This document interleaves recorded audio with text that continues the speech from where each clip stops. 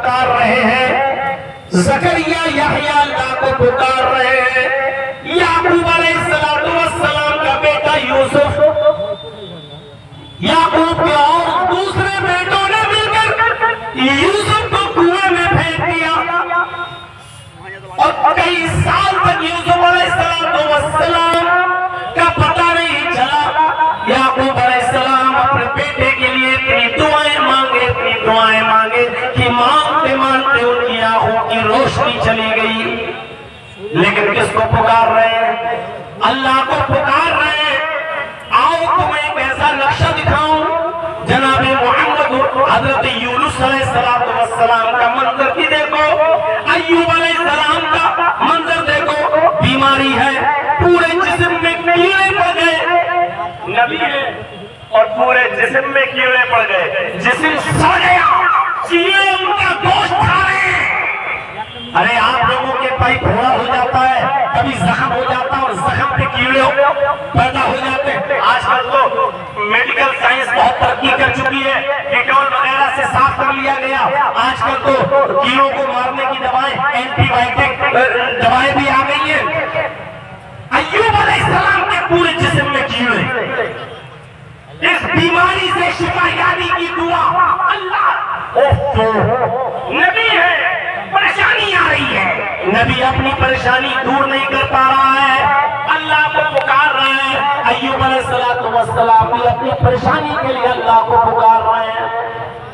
یونس علیہ السلام سمندر کا سفر کر رہے ہیں، اللہ نے حکم نہیں دیا تھا، اللہ نے کہا تھا بستی چھوڑ کے مت جاؤ، نہیں یہ بستی کے لوگ ایمان نہیں لا رہے، دوسری بستی میں جا کے تبلیغ کریں گے لیکن دوسری بستی میں۔ اللہ نے کہا نہیں اسی بستی میں رہو، نہیں مانے۔ یونس علیہ السلام دوسری بستی میں جانے کے لیے سمندر کا سفر کر رہے ہیں، کشتی ہچکولے لینے لگی، آندھی آ گئی، طوفان آ گیا۔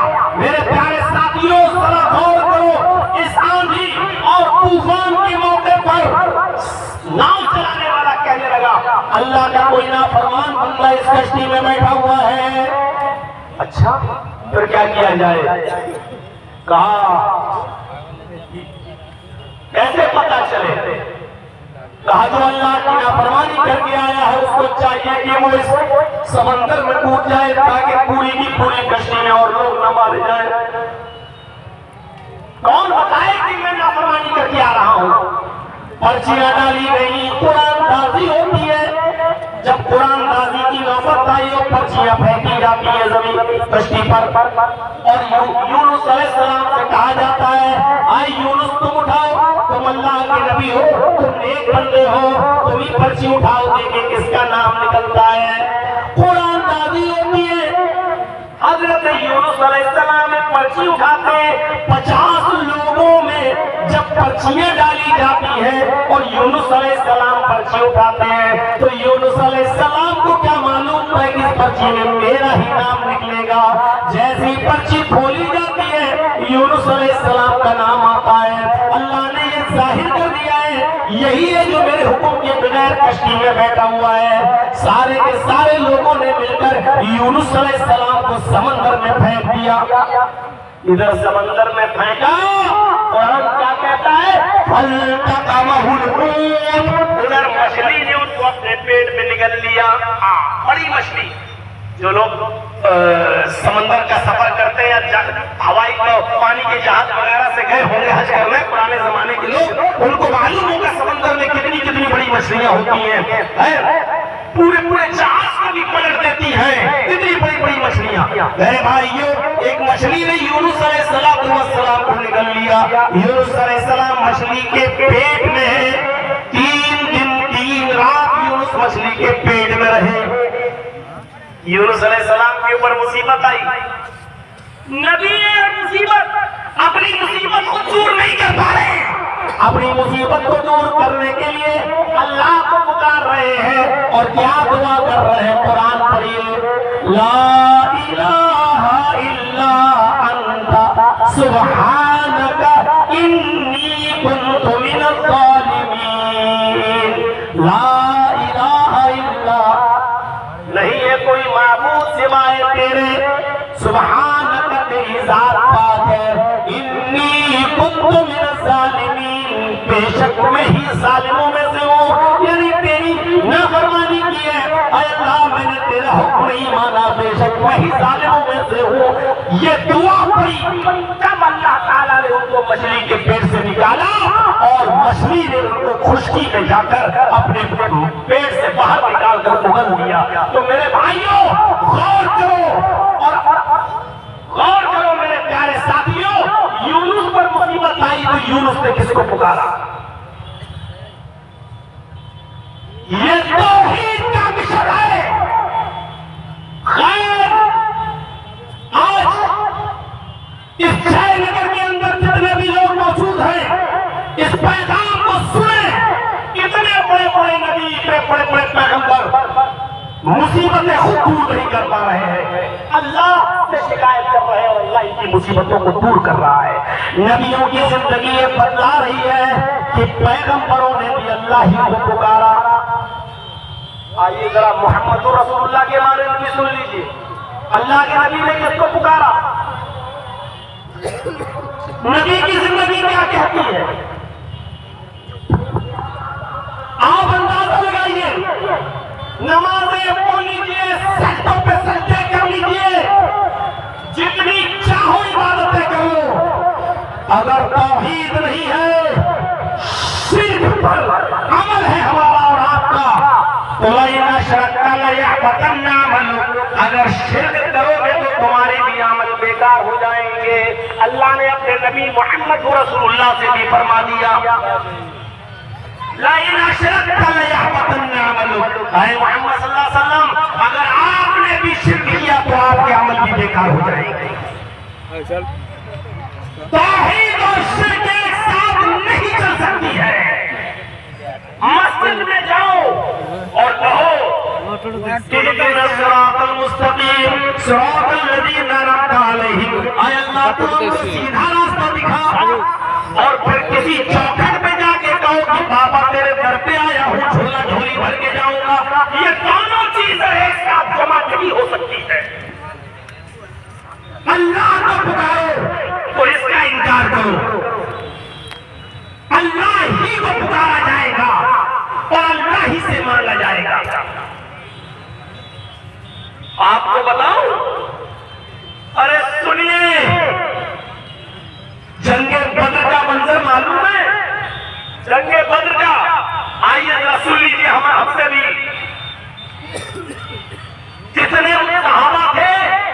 313، اور کافروں کا لشکر کتنا تھا؟ 1000 سے زیادہ۔ آئیے وہ نقشہ دکھانے جا رہا ہوں آپ کو کہ دم رہ جائیں۔ 313 صحابہ اور کافر کتنے؟ 1000 سے زیادہ، ہر ایک کے مقابلے میں 3 سے زیادہ۔ کہاں 313 اور کہاں 1000 سے زیادہ؟ اور ان 1000 لوگوں کے پاس تیر بھی ہے، تلوار بھی ہے، زین بھی ہے اور گھوڑے بھی ہیں، اور صحابہ کرام کے پاس تلوار ہے لیکن اپنے آپ کو کافروں کے تیر سے بچانے کے لیے ڈھال نہیں ہے۔ گھوڑا ہے تو زین نہیں ہے، تیر ہے تو چھوڑنے کے لیے کمان نہیں ہے۔ منظر دیکھ رہے ہیں، لیکن اس کے باوجود لڑنے کے لیے تیار ہے۔ اللہ کے رسول نے 1000 کافروں کو دیکھا، محمد رسول اللہ نے 1000 کافروں کو دیکھا، اور 313 نہتے مسلمانوں کی طرف نظر ڈالی۔ اب سنیے، 313 نہتے مسلمانوں کی طرف نظر ڈالی تو آنکھوں میں آنسو آ گئے اور سجدے میں گر گئے۔ ان دعاؤں پر، اس دعا پر ذرا غور کرو، اللہم لا تہلک هذه العصابہ، اے اللہ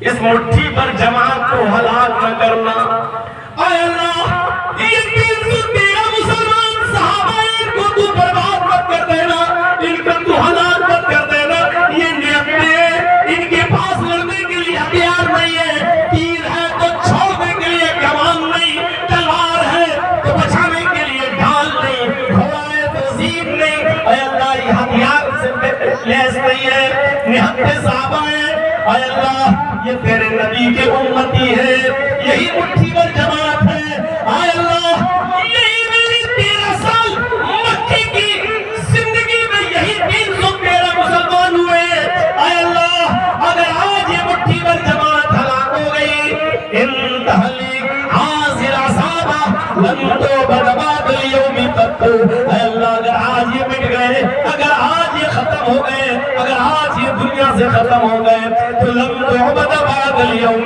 قط، تو آج کے بعد کبھی کوئی تیرا نام لینے والا نہ ہوگا، اللہ اللہ کہنے والا نہ ہوگا، اللہ تیری عبادت کرنے والا کوئی نہیں ہوگا۔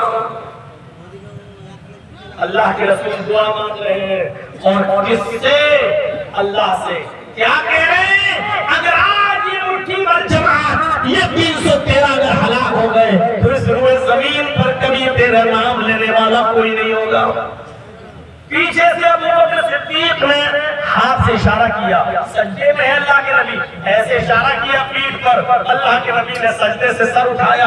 ابو بکر صدیق کا بیان ہے، میں نے اللہ کے رسول کو اپنی پوری زندگی میں اتنا روتے ہوئے کبھی نہیں دیکھا جتنا میں نے بدر کے میدان میں اس زمین پر آنسو بہاتے ہوئے دیکھا۔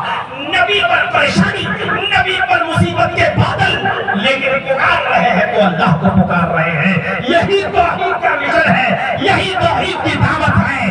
آئے وہ لوگوں جو نمازوں میں ایاک نعبد و ایاک نستعین کہتے ہو اور پھر آستانوں پہ جا کے کہتے ہو کہ بابا بیٹا دے دو، بیٹی دے دو، اپنے ایمان کا جائزہ لو، اپنی توحید کا جائزہ لو۔ اللہ تعالیٰ اپنے نبی سے بھی کہہ رہا ہے، اے محمد صلی اللہ علیہ وسلم اگر آپ بھی شرک پر مریں گے اور آپ بھی شرک کریں گے تو آپ کے بھی عمل بیکار ہو جائیں گے، لا یحبطن عملک، تو آپ کے عمل بھی ختم ہو جائیں گے، نیست و نابود ہو جائیں گے، آپ کے عمل بھی برباد۔ توحید اور شرک ایک ساتھ نہیں۔ کتنے بھی حج کر لو، کتنی بھی زکات دے دو، کتنی بھی نیکیاں کر لو، کتنے بھی نفلی روزے رکھ لو، کتنی بھی نمازیں پڑھ لو، اگر شرک ہے ہماری زندگی میں ہمارے عمل بیکار۔ اس لیے کوشش کیجئے اپنی زندگی کو شرک سے بچانے کی، کوشش کیجئے اپنی زندگی کو شرک سے بچانے کی۔ شرک چیونٹی کی چال سے بھی زیادہ باریک ہوتا ہے۔ کوشش کریے یہ کہنے کی کہ بیمار تھا، ارے ڈاکٹر نے دوا دی تب جا کر مجھے آرام ملا۔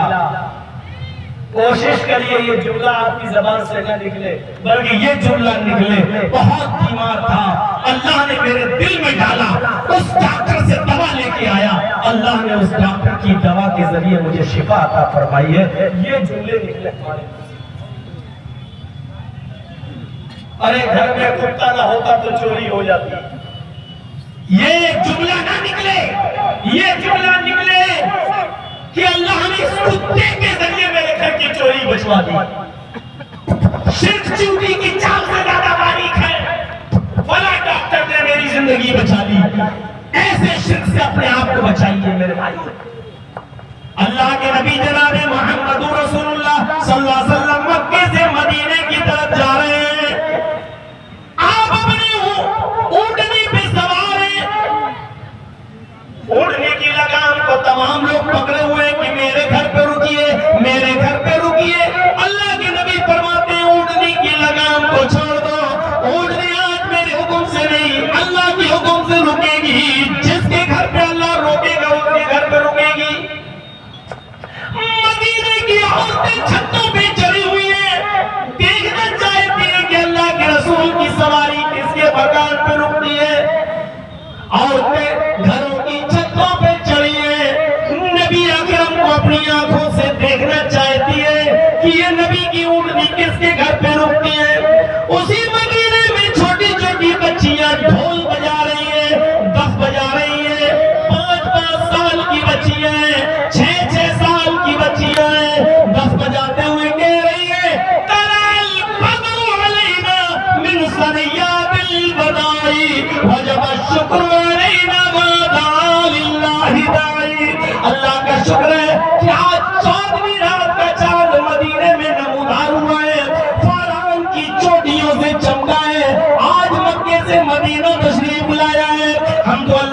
شکر ادا کریں گے جتنا ہو سکے گا۔ اور ان بچیوں نے عیدگاہ پہ جاتے یہ شعر بھی پڑھ دیا، وَفِينَا نَبِيٌّ يَعْلَمُ مَا فِي غَدٍ۔ آج تو مدینے میں ایک ایسا نبی آ گیا ہے جو کل کی بات بھی جانتا ہے، کل کیا ہونے والا ہے وہ بھی جانتا ہے۔ اللہ کے رسول نے جب یہ سنا کہ ان بچیوں نے یہ کہا کہ ایک ایسا نبی ہے جو کل کی بات بھی جانتا ہے، اونٹوں سے اتر گئے، ان بچیوں کے پاس آئے، فرمایا دعی حاضر الکلمات، اے بچیوں یہ جملے مت پڑھو جو پہلے پڑھ رہی تھی وہی پڑھو۔